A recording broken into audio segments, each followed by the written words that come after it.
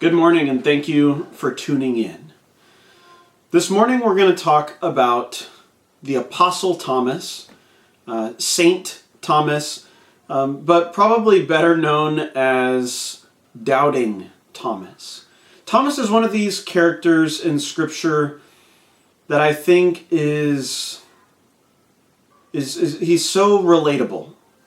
Like of all the apostles, all their struggles, all their issues, the things that they represent, I really think that it's Thomas, Doubting Thomas, who really struggles to believe, that I think a lot of us can relate with. And I really, after kind of studying for this sermon, I really appreciate Thomas as a person. I appreciate him as a disciple.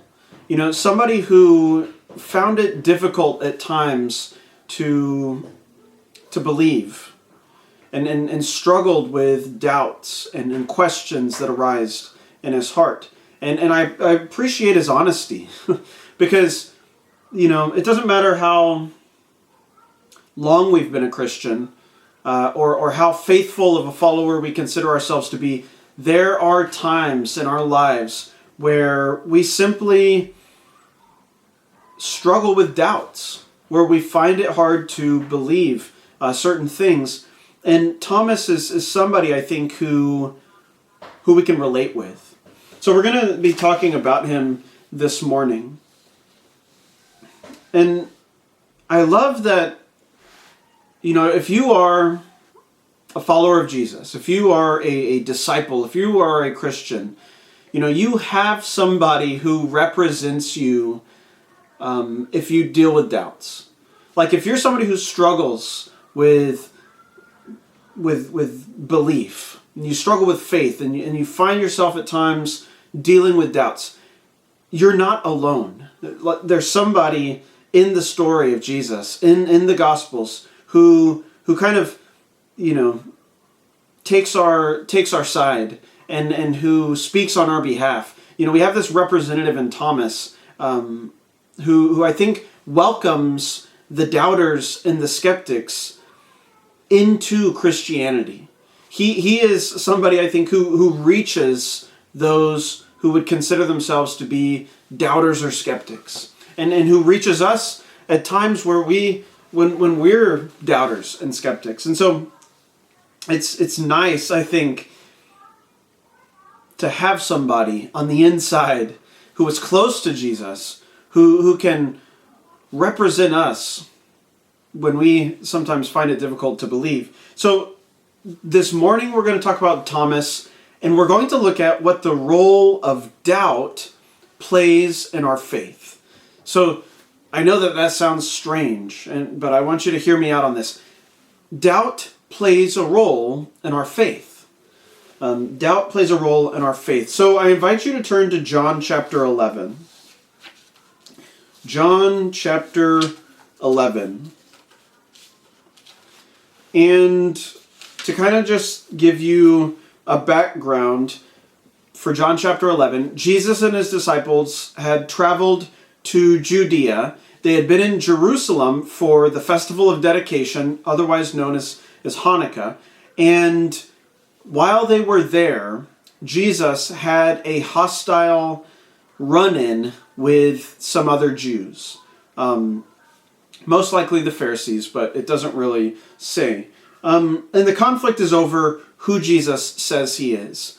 And so they actually try to kill Jesus. They pick up stones to stone him.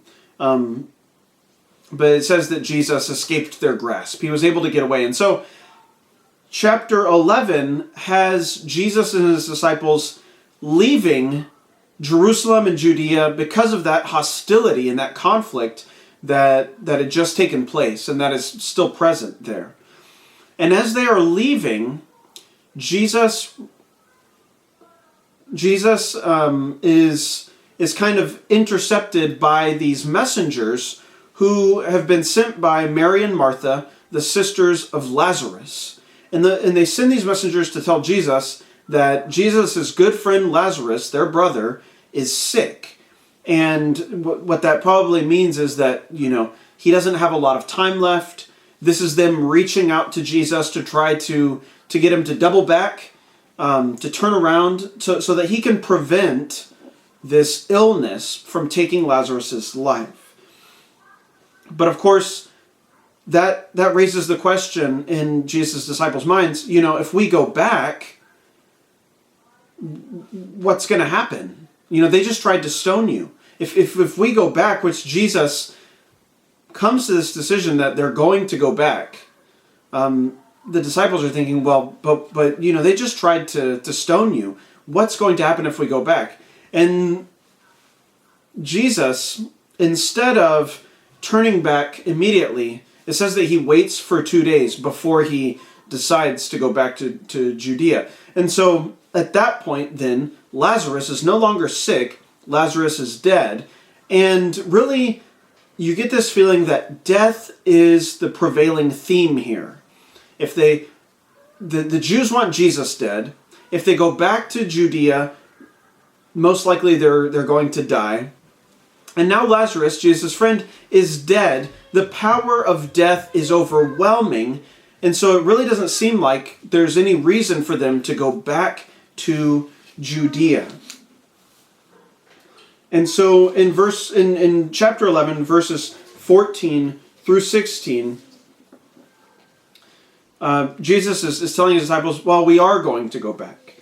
But they don't understand why. And so Jesus says in verse 14, he told them plainly, Lazarus is dead, and for your sake I am glad I was not there, so that you may believe. But let us go with him. Let us go to him. So Jesus is saying, Lazarus is dead, and I'm glad I wasn't there to prevent that death for your sake. And then Jesus says, but let us go to him. The disciples, they are completely and utterly astonished, because this defies all logic. Not only is Lazarus dead now, so, what's the point of Jesus going now? But they are also completely blown away at the fact that Jesus wants to go back here, because they just tried to stone him there. And so it doesn't make sense. It doesn't make sense to risk their lives at this point to go back to Judea. But Jesus says that it's worth the risk. That it's worth risking their lives to go back. The question becomes then, what is worth risking your life for? What is the reason that they should go back? What is worth risking their lives to go back for? And Jesus answered that in verse 15. So that you may believe. This has to do with their faith. It has to do with what they believe. And kind of what you can understand from what they say and what Jesus says is that they're very afraid of death. They believe that death holds all power over mankind. And therefore, when Lazarus is pronounced dead, well, that's too bad. When Jesus says they want to go back, they say, no, because we can die. Death seems to be what they are certain of. But Jesus says, we need to go back so that you might believe. You need to have a belief, a faith that is stronger than death, that believes in something greater and more powerful than death. Well, they still don't really understand. And in verse 16, Thomas, also known as Didymus, said to the rest of the disciples, let us go also. So he's saying, let's go with Jesus, that we may die with him. So let's kind of break this passage down, and especially what Thomas, our subject here, what he says. Almost all of the commentaries that I read studying for this sermon mentioned that Thomas here is being bold, and he's being brave, and he's courageous, and he's saying, regardless of what happens when we go back, let's accompany Jesus. Let's go with Jesus. And that, at first glance, that does seem really brave. Let's go and die with him. Jesus is our captain, and he is our master, and we're going to follow him even to death. And it sounds brave and it sounds courageous until you really think about what Jesus is trying to get them to understand. They're so focused on death. They're so focused on the harm that might come to them if they go back. They're so focused on this reality that it seems like death has the power here. But Jesus says, I'm glad I wasn't there for your sake so that you might believe. This is about their faith. Thomas, though, seemingly ignores what Jesus has just said. He continues to focus on this aspect that if they go back, then they're going to die. And so Thomas doesn't see the opportunity to believe. All he sees is the certainty of death. And so what he expresses when he says, let us go that we may die with him, what he's actually expressing is his disbelief. His refusal to believe that Jesus knows what he's doing. His refusal to believe that Jesus is more powerful than death itself. His refusal to believe that if they go back, this could be good for their faith. And so he doesn't trust what Jesus says. And I really want us to identify here that this is Thomas, not even portraying this character of doubting Thomas. This is disbelieving Thomas. This is Thomas ignoring what Jesus says. This is Thomas choosing to focus on death rather than belief. But it's not doubt. This isn't doubt. This is disbelief. And we really need to learn what the difference is.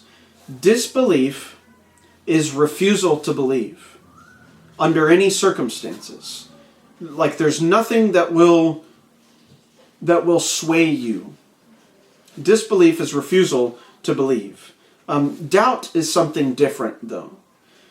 Os Guinness, this theologian who kind of has studied doubt and writes about doubt, he says and describes doubt as definitely serious, but not terminal. So, disbelief is fatal.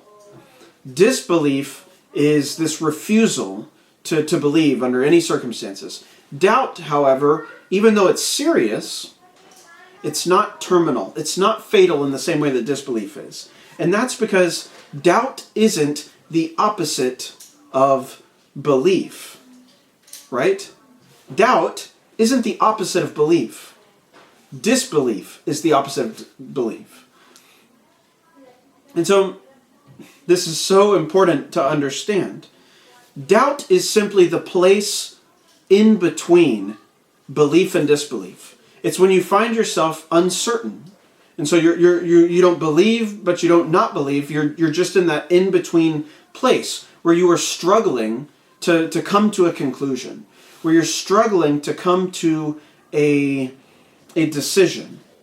It's that place where you are wavering between submitting to either to faith or to disbelief. And so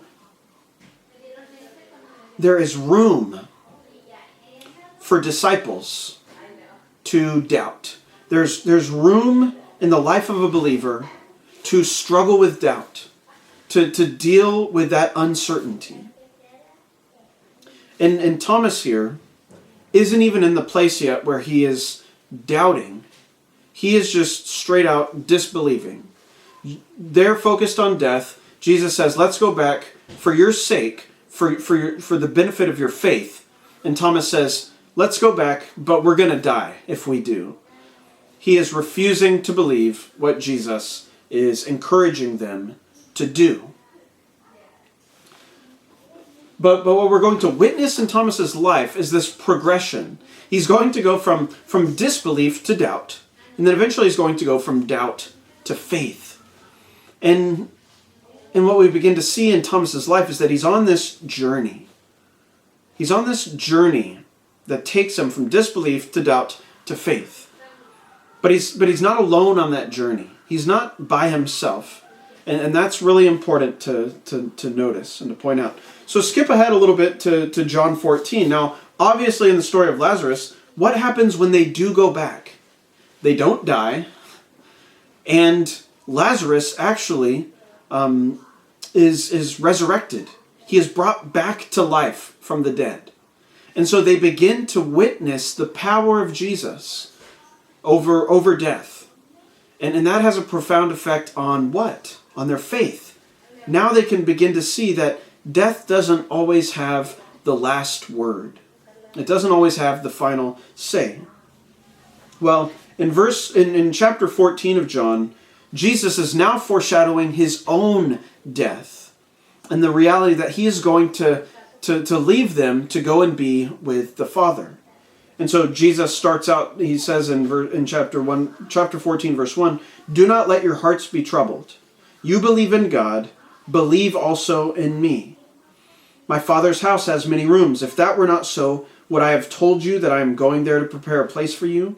And if I go to prepare a place for you, I will come back and take you to be with me, so that you may be where I am. You know the way to the place where I am going." So Jesus says, now it's my time. I have to go to be with the Father. But I'm preparing a place for you there. And if I have told you that I'm going there to prepare a place for you, I'm coming back for you. And you know the way to the place where I'm going. So Jesus is telling them, you can be certain. You can be reassured about where I am going. And so that is the definition of faith, right? Faith is the confidence in what is hoped for, the assurance of things that are yet unseen. Right? That's what Hebrews says faith is. It's confidence and assurance in things hoped for, but not seen. Jesus says, you know the way to the place where I am going. You have that faith, you have that trust, you have that confidence and that assurance. Jesus says, I'm sure of it. And I love Thomas's reaction to Jesus here, because he's being so candid. He's being so honest. He's being so transparent with his struggle to believe, with his struggle to be certain, with his struggle to know. He says in verse 5, "Lord, we don't know where you are going." You can almost imagine the other apostles, Jesus saying, "You know the way to the place that I'm going." And the other apostles saying, yeah, we know the way. We know the way. And Thomas is like, hold on a second. I don't know the way. I'm not sure what you're talking about. I don't know what's going on here. I do not know the way. And so then he asks the question, we don't know where you are going, so how can we know the way? Thomas is being very honest about his doubts here, about his uncertainty, about the things that he doesn't know. And we should appreciate that about Thomas, because aren't there times where we're really not sure, where we're really struggling to be certain about things in our faith, in our relationship with God, in the church? But sometimes we're so emphatic about the importance of faith, we don't allow any room to ask questions. We don't allow for people to speak up and say, I don't know. I'm not certain. I'm not sure. So what we've actually seen then is some progression, some growth in Thomas. Because in the last story that we read, Thomas ignores what Jesus says, doesn't ask him how going back to Judea is going to help their faith. He simply refuses to believe that anything good could happen, and he says, we're going to die if we go back. That's disbelief. Here, though, we see Thomas entering into a place of doubt. But still, he's in this place where he's seeking. He wants to understand what Jesus is talking about. He's no longer refusing under any circumstance to believe. He is now in doubt, but he sees an opportunity to have this question answered, and hopefully that will put him in the direction where he will be believing. And that's one symptom of disbelief. Disbelief doesn't even ask questions. I refuse to believe. Doubt, though, longs to get to the bottom of those tough questions. And so there's this conflict in Thomas. I don't know the way. We don't know where you're going, so how can we know the way? Thomas has this question, this conflict that he wants to be resolved, this question that he wants to be answered. And that question is in order to help him make the decision whether or not he will revert to disbelief or he will choose faith. And I love that Thomas asked that question. And I think it's a reminder to us that in the church, we need to give people room to deal with their doubts. We need to be allowing of people to express their uncertainty, to ask the tough questions that sometimes arise in our hearts. We need to allow people to experience doubt and let doubt do its work to increase people's faith. One of the worst things the church has done is to discourage people from asking questions, and to make people feel guilty about their doubt. Because for so long, we have assumed that doubt equals disbelief, when that's simply not true. Disbelief is the refusal to believe. Doubt is the uncertainty. It's the in-between place. And so what happens when you make people feel guilty about their doubt? When you make people feel guilty about their uncertainty and the questions that they have, then they're more likely to just do one of two things. One, just abandon faith altogether. Or two, to just kind of act as if they did believe, but really they're not in that place. And what they're left with then is just this very superficial, shallow faith that in reality isn't much more than just agreement or mental assent. But when the trials come, when the struggles come, when difficult times come, that's the kind of faith that crumbles. Because there's not true certainty. There's not true assurance or confidence in things hoped for but not seen. And so when we look at Thomas here, we see him longing and trying to believe by expressing his doubt and asking the difficult questions. Augustine said that Christians should think in believing and believe in thinking. And so believing is our goal, but sometimes to get to that place where we are believing, we need to believe in thinking. We need to work through the thought processes that at times are necessary for us to make the decision of faith. But when we don't allow people to ask questions, when we discourage doubt, when we don't let people work through that,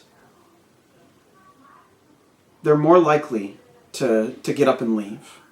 They're more likely to abandon that faith journey.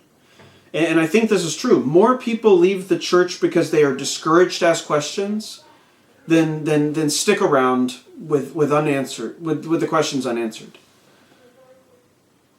More people leave the church because they don't even feel comfortable asking questions than people who have asked questions but don't have the answers yet. And so we need to give people time. We need to allow people to ask those questions. We need to let people go on that journey that takes them from doubt to belief. Look at John chapter 20, because this is where we finally see Thomas begin to really open up and move into belief from kind of that doubt that he wrestles with. So John chapter 20, this is obviously after Jesus has been crucified and he is now resurrected and risen. And in verses 24 through 29, it says, "Now Thomas, known as Didymus, one of the 12, was not with the disciples when Jesus came. So the other disciples told him, 'We have seen the Lord.' But he said to them, 'Unless I see the nail marks in his hands, and put my finger where the nails were, and put my hand into his side, I will not believe. So we have to recognize Thomas here is doubting, but he is not disbelieving. Because remember, doubt is uncertainty. Disbelief is refusal to believe under any circumstances. And so Thomas here isn't disbelieving because he has given one circumstance under which he would believe. And that is if he could see the nail marks and basically have the same experience that the other apostles had already had. And that's so important. He's only asking for what they have already experienced. He only wants the confirmation that they have already received in order to believe. And that's not unreasonable. That is not unreasonable. And so in his place of doubt, he needs this sign, he needs this experience in order to believe. This experience and this sign that the other apostles have already gone through, but just at a separate occasion, in a different time. Here's what happens, though. It says in verse 26, a week later, his disciples were in the house again, and Thomas was with them. Though the doors were locked, Jesus came and stood among them and said, "Peace be with you." So I really want us to focus on this. A whole week goes by before Jesus appears to Thomas. And that's really interesting. It means that the other disciples, the other apostles, even though they believed, they still welcomed Thomas to be one of them. They still allowed Thomas to deal with his doubts, to ask the tough questions, to hold out for a sign, for an experience. You know, it's not like they were, after a certain amount of time, well, hey, Thomas, if you're not going to listen to us and trust what we say, if you're not going to submit to belief and believe what we're telling you we actually saw, then, you know, the door is over there. It's time for you to go because you're not believing. They never did that. They allowed him to fellowship with them. They allowed him to continue to be one of the disciples. They allowed him to struggle with his doubts. They hoped that he would change his mind. They hoped that he would believe. They continued to tell them what they had seen. But they allowed him to stay amongst them. And I think that should convict us that if there are people among us who are doubting, who are struggling, who are asking tough questions, that's not the time for us to say, well, maybe you should step out. Maybe you should go ahead and go. That's the time for us to say, well, just hang tight.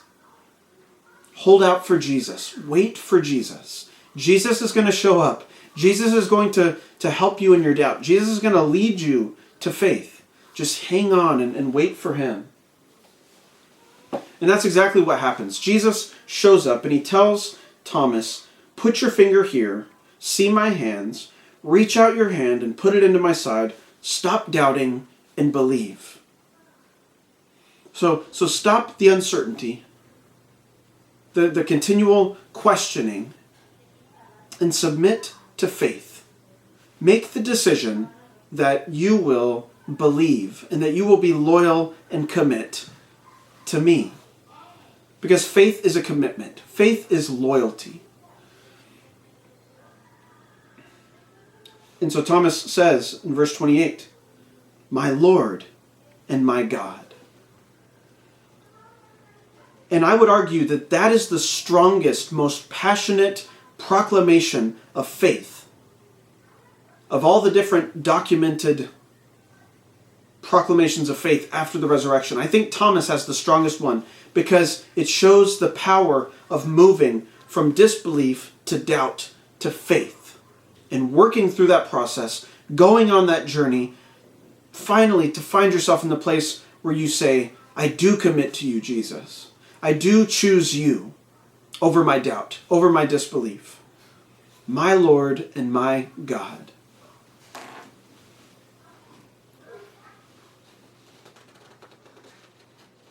And so Thomas has gone from embodying doubt to embodying faith. Because he's waited for Jesus to show up. And Jesus has led him into faith. And one of the things that we learn about Thomas, and we learn about others, and we learn about ourselves, is that we're each individually on a different timeline. We're all moving through this journey at our own pace, on our own timeline. And that means that if others have arrived at faith before us, we need to understand that it might take us a little bit longer. If we've already arrived, we need to allow the people who are making their way there to make their way at their own pace. We need to be willing to wait for one another and to encourage each other when we deal with doubts. What kind of doubts?